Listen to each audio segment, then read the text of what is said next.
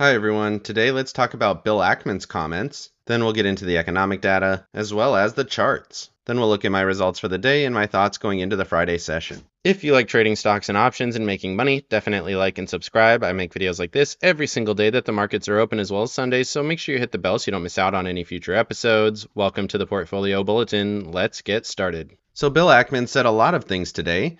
So let's go over some of the more interesting ones, starting off with saying he's not buying long-term government debt. He said he just does not think that the returns are worth it. Inflation is too high and you can get better returns on shorter time frames. Definitely agree with that. He also thinks that the 10-year Treasury yield is going to test 5%.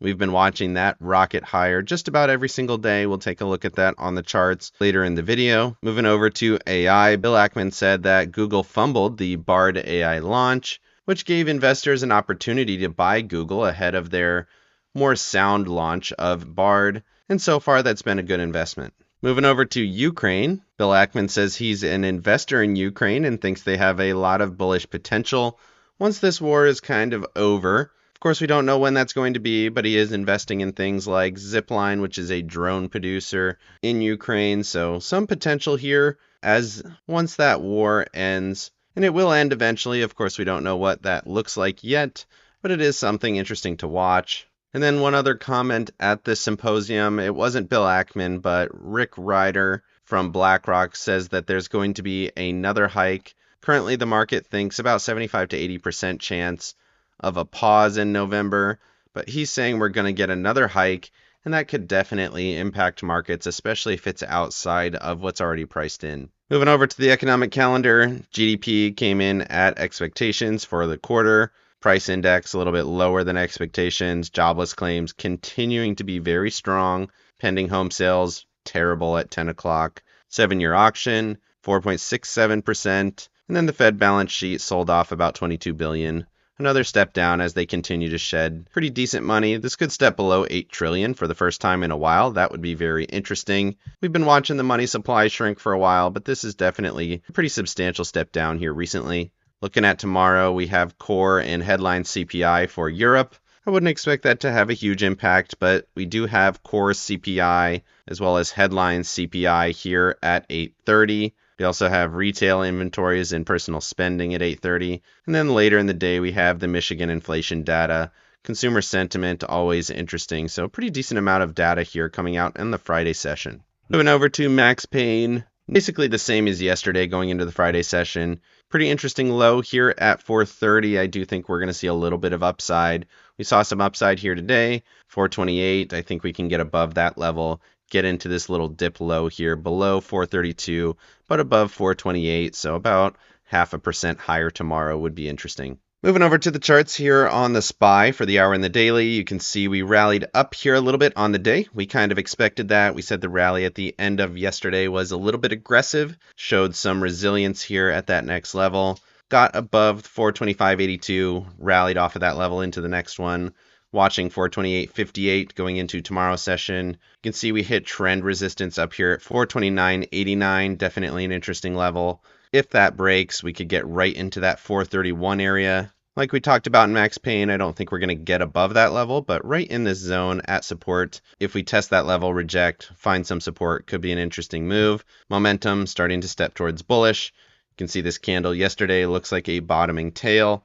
We got a nice little confirmation up here today. Doesn't mean that we can't chop a little bit lower, maybe double bottom or something like that. But overall here, I do think this is pretty bullish. And you can see that big downtrend line that I was talking about. You really want to see it get above that level and then rally up from there. Moving over to the Qs here on the hour and the daily. Similar thesis.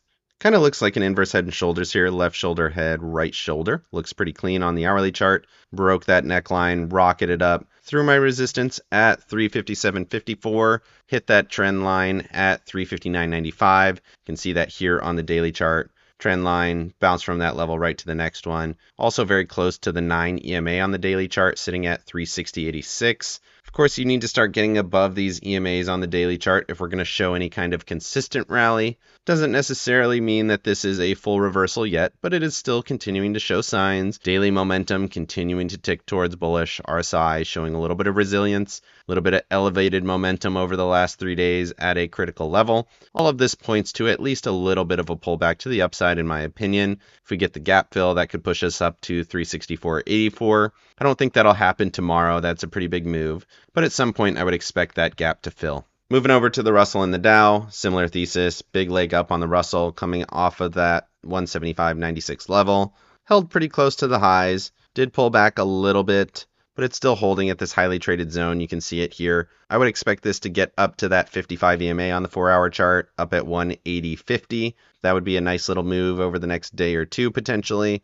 RSI getting above the 50 line, nice momentum, nice RSI, looks clean. Dow, similar thesis. Not as bullish because we're still here below the 21, but you can see we dipped down, got above support, holding that level, rallied up a little. You want to see it get above the 21, which is currently at 337.96. Next level above that, 339.11. If we get a nice little inject higher, pull back to the 21, hold support, and then rallies, that could be a good trade. Need this to develop a little bit more. Similar here to what we got on the Russell. We got this big inject up. Might pull back to the 21 and then rally from there. That would be a nice little trade. Moving over to the equal weighted S&Ps, you can see we had this dip down right to my level at 140.24. Touched that level to the penny. Got the rejection wick. Got an up move here today, confirming that rally. Step towards bullish momentum. Step towards bullish RSI. Everything looks good here. Want to see it get above 142.50. Hold that support and rally up to the next one. Potentially all the way up to the 21 EMA sitting at 146.38. And this looks quite a bit better here than it has recently. We had a big move down, consolidation, big move down into clear support, potentially looking for that reversal here now. Moving over to Apple and Tesla. Apple hit this trend line here on the 4-hour chart. Zooming out here, you can see that is a very long-term trend line. Goes back a very long ways here. Touched that level, found a lot of support there. And you can see that candle. Big wick to the level, big rally off that level. Didn't hold above 170.90. You really want to see it hold that level, but momentum is stepping towards that direction, looking for a rally up to that highly traded zone up around 175. That would be a nice move. Again, I need to see a little bit more confirmation, similar to the Dow here on Apple.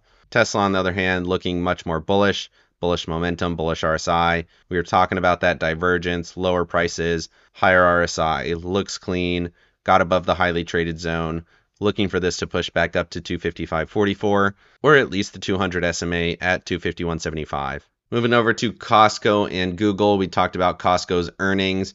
It was not amazing, and the market did not like it. It pushed all the way down into the 540s, broke this trend line, and it did look pretty weak. But since then, on Wednesday, it rallied. On Thursday, it rallied some more, and we're right at these previous highs. If this breaks out here, that could be a pretty clean move to the upside coming off of earnings. You can see there was a ton of volume on that Wednesday earnings. Overall, this could be a nice little trade here going into the weekend on Costco coming off of that earnings. Definitely had a switch on that move. Google, we talked about it yesterday, being one of the top performers at 1.5%, moved another 1.27%, very clean coming off of that 55 EMA on the daily chart. Momentum stepping towards bullish, RSI getting close to that 50 line. Could be an area where you reject. You do have to pay attention to this. This looks like a nice little move. We're just about out of this consolidation. If we get above 133.86, that could be a nice level to trade off of, looking for a push up to 138.20 or all the way up to 143.82. Moving over to Staples and discretionary. Staples got to my level yesterday, continues to hold that level at 68.91. Interesting. Momentum starting to tick towards bullish. RSI also showing some bullishness potentially. Got above the SMA, showing some divergence. Looks not so bad. Definitely not as bad as what we've been seeing here. Discretionary. Big impulse off of that 158.03 area. You want to see it get above the 21, just like we saw. Big breakthrough, come back, retest the 21, hold a higher low, rally up into this highly traded zone around 169. That would be nice. Or even all the way at these previous highs, 173. That could be interesting. Either way, bullish momentum, RSI moving towards bullish, and it looks pretty good here on discretionary. Moving over to breadth on the 50 and the 200. Big candles to the upside on both of these. 50-day average was kind of weak yesterday. 200-day average, big wick rejection. to the bullish side. Big confirmation here today. So overall showing some clear support in this zone on both of these. This was a pretty critical level for the 50-day average. You can see this low in March ended up leading to a very nice rally. And you can see that same rally here. March lows, nice rally, pulled back to that same level, rallied again here in May. You can see that divergence here between the 50 and the 200. Overall, critical level for both, showing more signs of reversal at those levels. Doesn't mean it's going to happen immediately, but does look a little bit more bullish again here today. Moving over to yields, big leg down on the 2-year, pretty interesting. 1.5% to the downside on the 2-year yield. Obviously, very bullish structure, but nice little step down, interesting. 10-year yield also throwing a topping tail. Almost hit 470. That would have been interesting. Couldn't hold those gains. Ended up bearish on the day, 0.72%. And if we get a nice little confirmation here down tomorrow, that could be a nice little driver for equities to the upside, in my opinion. This was getting pretty parabolic, and you should expect at least somewhat of a pullback here occasionally. I don't think the 10-year is going to crash or anything, but a nice cooling would help equities, at least in the short term. Moving over to the dollar, just like yields, we saw a pretty solid pullback here. Big engulfing candle on the dollar. First time we've seen that in a while. Going back to 11 September, coming off of that trend line, coming off of that 106.84 level that we put on yesterday. Interesting here. Obviously, very bullish trend, just like yields. And I don't think this is going to crash to the floor or anything. But a nice little short-term pullback could be interesting. Back down to 105.50.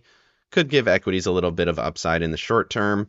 And then we'll see what happens from there. Moving over to JNK and TLT. JNK and TLT have been a dumpster fire here recently, falling off a cliff with yields continuing to rocket higher. But zooming in here, we got a nice little candle on the day, 0.43% on JNK, 0.3% on TLT. You can see this waterfall off. And you can see actually momentum stepping up here a little bit. Massive volume on the day, also very interesting. And I do feel like this is too early to say we might see a little bit of support here in TLT. Obviously, this is a massive downtrend and it continues to look very weak. But that's a candle that you can't really ignore. Nice strong candle, closed at the highs. Momentum, interesting. Big volume, RSI coming almost out of oversold conditions, and this might be worth watching going into tomorrow's session. Moving over to the volatility indices, you can see the MOVE index coming off of that 200-day average. Pretty bearish candle, engulfed the previous one and 2 days ago. Again, doesn't mean that this is going to crash to the floor, but interesting, just like TLT. VIX threw a wick yesterday, we talked about it, got a confirmation down here today. Could be moving back down to test support down at 1660. That would be the 9 EMA, but momentum starting to roll over here. Clear rejection off of this level, and it does look like we're going to find some support in equities and some bearishness here in the VIX. Moving over to my accounts, you can see I did pretty well. I definitely didn't make $900. I think I was up around 450 on the day. I'm not sure where that number came from, but based on yesterday's numbers, I think I made about $400 on the day. In terms of positions here, I picked up a 178 put here on the IWM for 93 cents for tomorrow. Looking to enter some shares, wouldn't be terrible to enter at this price. That would give me a little profit on the puts as well as some shares. Not a bad entry in my opinion. Could roll it out too. We'll see how that plays out tomorrow. Qs on the other hand, they're up a little bit after hours, about 50 or 60 cents, which is pretty good for me. I have a 156 put for tomorrow. Quite a bit of profit potential left in those puts if we see a rally. You can see I only have $38 profit, and there's about $240 of profit potential there. I also have some 356 calls. I rolled those out from 355 today.